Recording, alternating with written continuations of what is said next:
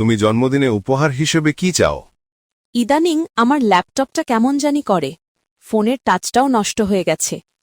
আজকাল ঘড়ির কাঁটাও এক জায়গায় বসে থাকে, চলেই না। সানগ্লাসটা যে কোথায় হারিয়ে গেছে খুঁজেই পাচ্ছি না। কিন্তু না, এসবের কোনো কিছুই দিতে হবে না, এমনিই বললাম তোমাকে।